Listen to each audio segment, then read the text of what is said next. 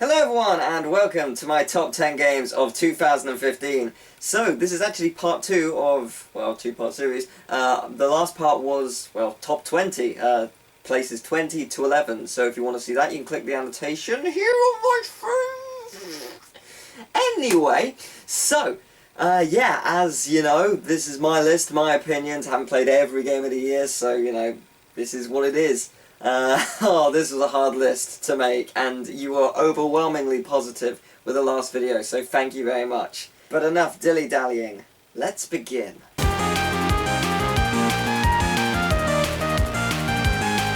Just Cause 3 is fucking mental!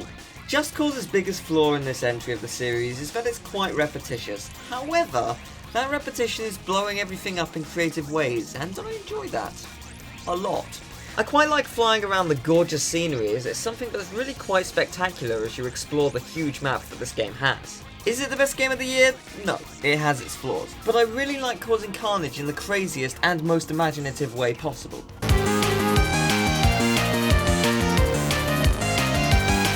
Take Pokemon, Digimon, Brave Frontier and the Saw franchise and you get Puzzle and Dragons Z.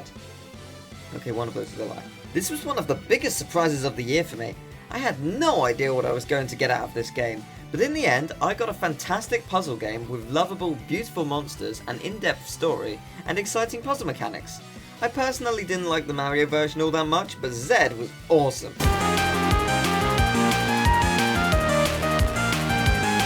Super Mario Maker is such a weird game. I liked it a lot at launch, but my love of ROM hacks destroyed my fun a little since ROM hacks are still in many ways superior. That said, this game grew on me. This game is horrendously flawed when it comes to searching for what levels you want, but what you will find is a complete mixture. One minute you could find a level by a 2-year-old, which is simply adorable.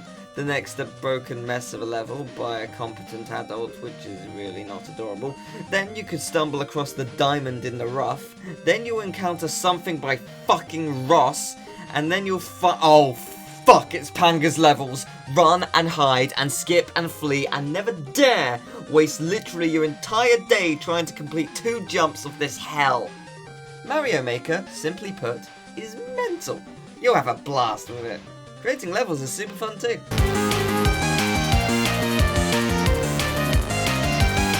The Witcher 3 is the most beautiful open world I've ever seen in a game. Everything is sexy. The kind of sexy that makes you feel lucky to be alive. You know the kind I mean. The kind that makes brothels weep.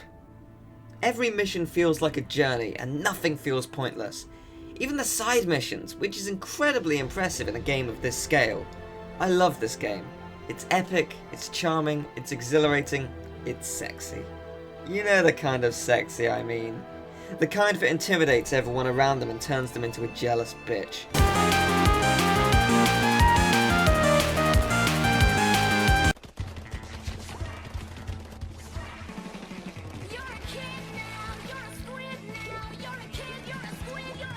John Cena!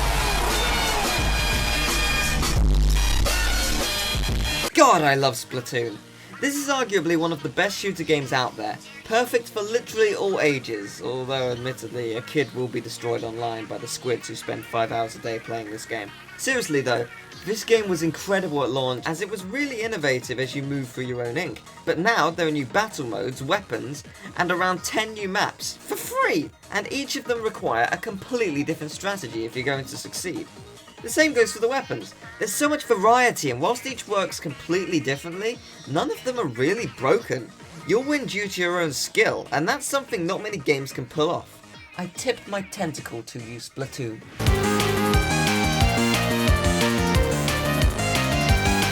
Anyone who watches me frequently knows that as of 2014, I have been a huge Persona fan. Persona 4 Dancing All Night was my first in-depth rhythm game, and I'll tell you, this game is so unbelievably awesome if you're a fan of Persona 4. Now, I know that many people want Persona 4 to die already, but this game not only is incredibly stylistic and from what I can tell unique in the way it presents itself when you compare it to other rhythm games, but it also has an amazing story. It continues the story of Persona 4, bringing the same charm, humour and insanity that it originally had, and any of the new characters that are introduced are incredibly likeable. I can't tell you how happy this game makes me, but seriously, it's just so amazing. Also, this is the hardest difficulty and oh my fucking what?!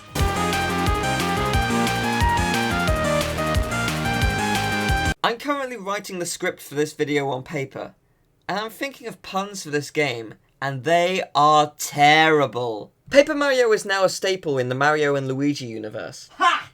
Ow. I just banged my head on my desk. And it's glorious.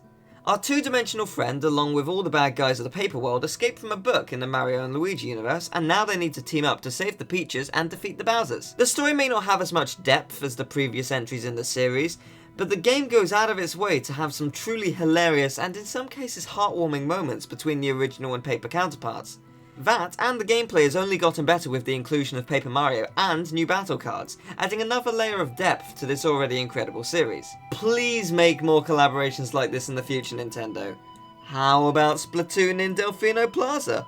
Or, hear me out, a crazy universe where Geno still exists. Hashtag Geno is alive!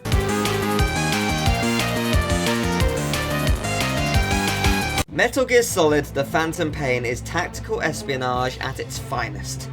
You have complete freedom in the way you want to approach a mission. If you feel like you want to go in all guns blazing, then you can. It's not very stealthy, but it's definitely an option, and it's a great escape plan if literally everything goes to shit. But what I think impressed me most about this game was the opening.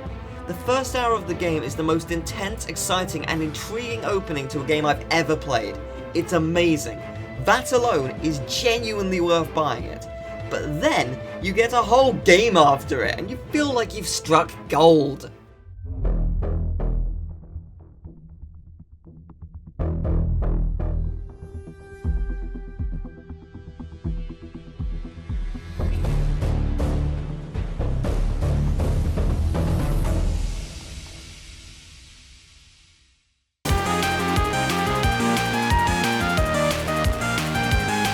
Wow, life really is strange. Or in this case, completely batshit crazy. Life is Strange is one of the biggest surprises of the year and easily wins the award for fucking you up. This is an episodic game where you can rewind time, up to a point where the game decides you can't for legitimate reasons, and at the end of each episode, you'll be faced with something that will fuck you up. You won't see it coming. This is the earliest example, so it doesn't really spoil anything late game, but you have to save a friend from committing suicide. To save her, you need to give her the correct responses by paying attention to her throughout the episode. If you don't, she will kill herself, and it's partially your fault. It's a horrible feeling, and you genuinely regret what you've done, but believe it or not, this is probably the tamest thing that this game throws at you. Seriously, I'm not joking. It will fuck you up! This game does a tremendous job at throwing you off the scent of what's actually going on. The music adds a lot more life to the scenes, and it really does add to the emotional aspect that this game emphasises. And the acting and writing from everyone makes this a truly groundbreaking experience when it comes to episodic games. Seriously, this puts Telltale to shame. With their games, I feel like my actions mean nothing, since the other option will come around anyway. But this game makes your actions change things forever. It's amazing. This is a very strange, but epic story you need to experience.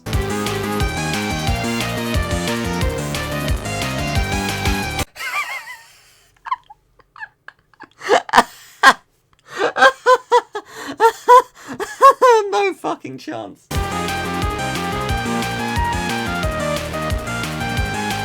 How do you define a perfect game? Everyone will answer that question with a different response. However, I only need one word. Undertale. This phenomenal, groundbreaking game, almost single-handedly worked on by Toby Fox, is probably my favourite indie title of all time. Every character is incredibly unique, such as a skeleton called Sans, who's a comedian. The font of his text is Comic Sans. His brother is Papyrus. guess what his font is. Every character or interaction with an item has a hilarious or very heartfelt message, and not a single word is wasted. Everyone you meet has such a unique personality, and that's definitely emphasized through the bigger characters of the game. Though that's not to say that the passing characters don't have a purpose too, because they really do. However, this game really blew me away when I realised it changed the entire dynamic of what an RPG is, which I won't spoil for you. You know from the get-go that you can spare enemies by showing them mercy, or you can kill them as you would any other RPG. But I'm not going to tell you how to play this game. On your first playthrough, you should be allowed to do whatever you want, because you'll get the experience you deserve. But literally every action has a consequence, and it does change the way you play the game. You could do something and then a small passing comment later on can completely destroy you emotionally as you realise what you've done. And do you know what? This game fills me with determination. Literally everything in this game has a purpose, and its gorgeous art style reinforces that. And the battle system is also very creative and varied with every enemy you encounter, making every battle feel special. This game will definitely make you laugh, and it will definitely make you cry, and hopefully you'll want to play it again to see the differences with your actions. Undertale is beautiful, it's creative, it's hilarious, it's shocking, it's emotional, it's groundbreaking. It's my game of the year. Undertale is perfection. I have nothing more to add.